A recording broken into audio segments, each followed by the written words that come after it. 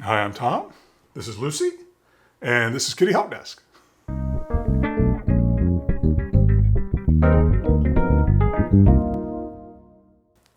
So today I wanted to talk about something that's at the forefront of Miss Lucy's mind right now, and that is TREATS, and when to give them and when not to give them. Honestly, I don't feel like there are many times when you should refrain from giving them. Life's too short. We all need treats every day. You know, we need something in our lives to look forward to, right, Lucy? We need something to get enthusiastic and excited about. And here's the wonderful thing about treats. They're not only training tools, but they're also things that change a cat's emotions at the base level. Like just getting a treat is going to make a cat feel happier, just almost instantaneously, because this is a primary goal in their lives, obtaining food and obtaining very, tasty food and maybe something they don't get all day, every day makes it even more appealing. So, some people seem to think that if they give a cat a treat at the wrong time, that it's going to leave the wrong impression. Maybe it's going to reinforce a quote unquote bad behavior. Now, as I've said in other videos, I don't feel there are any bad behaviors. There are only cat behaviors, and all those behaviors serve a purpose. But sometimes there are unwanted behaviors, and if a cat's indulging in an unwanted behavior, then giving them a treat might seem like the wrong thing to do. But it really depends on what that unwanted behavior is.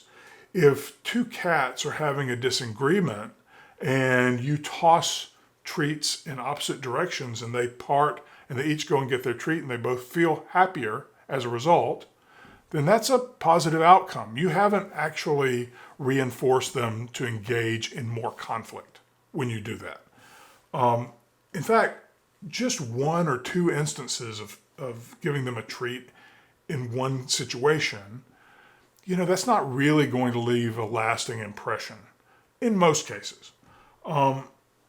Cats are going to learn through repetition, through consistent interactions. So if every time Miss Lucy gets up on the table while these lights are on, I give her treats, then from that point forward, if that happens consistently, like the first time I did that, I had to call her, I had to lure her with the treats.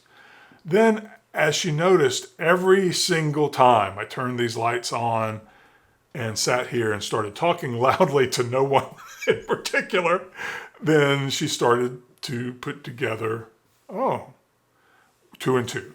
Oh, every time this happens, there are treats offered on the table. Oh. And so now, all it takes is really the click. I've noticed, in fact today, the click of turning the lights on with the switch on the back. Click. It makes a different sound than any other light in the house. I turn the lights on and she's here. Like, I don't even notice where she came from. She's just here and she's ready. She's on the table like she is now. She's just sitting here. She's a little agitated because she wants more treats. That's what this tail movement's about. But she's waiting here semi-patiently because she knows she's likely to get another one. Right, Lucy?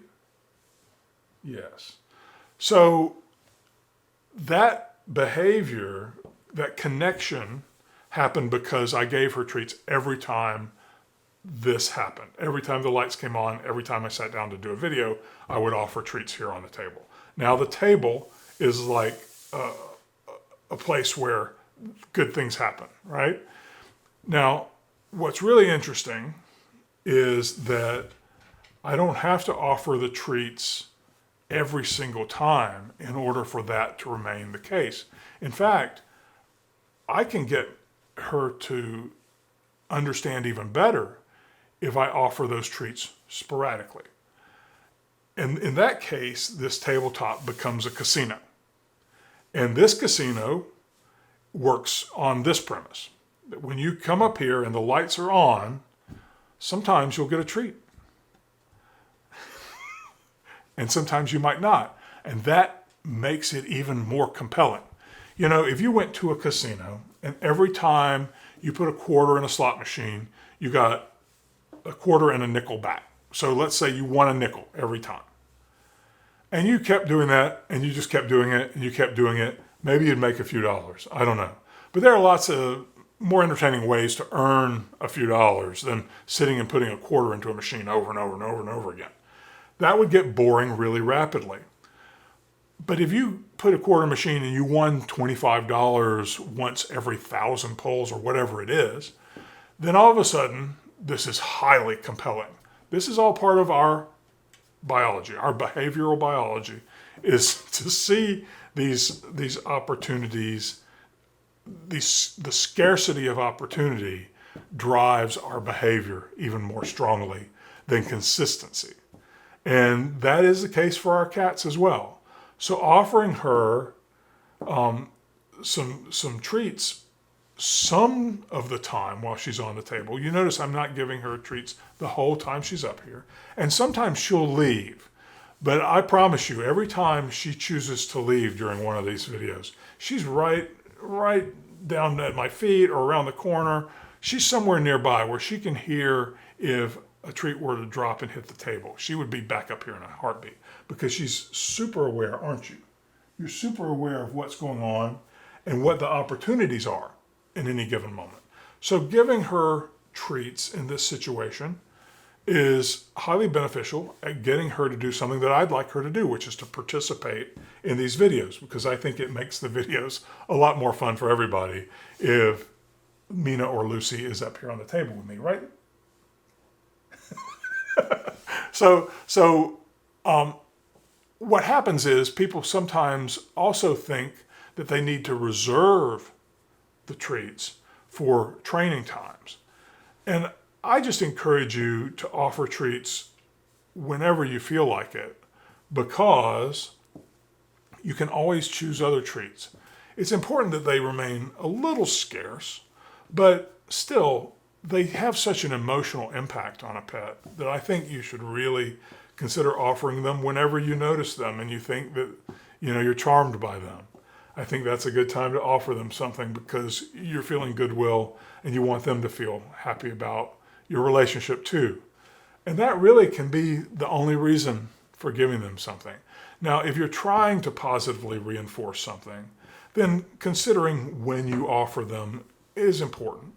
When clicker training, and I'll put a link to the clicker training video down below. When clicker training, timing is everything. But in that case, the clicker is the real timing cue. I mean, the clicker has to be right on target, and the treat can be later. In fact, that's really the whole reason for having the clicker, is so that you don't have to administer the treat in this very narrow window of time. It gives you some more flexibility while you positively reinforce precisely the behavior that you want to reinforce. So, all that said, I would just say, just relax, Give them the benefit of the doubt. Let them enjoy the treats and enjoy your relationship with them. And I think everybody will be a lot happier. So, thanks for watching. Please like and subscribe, and I'll see you next time. Thanks. Bye.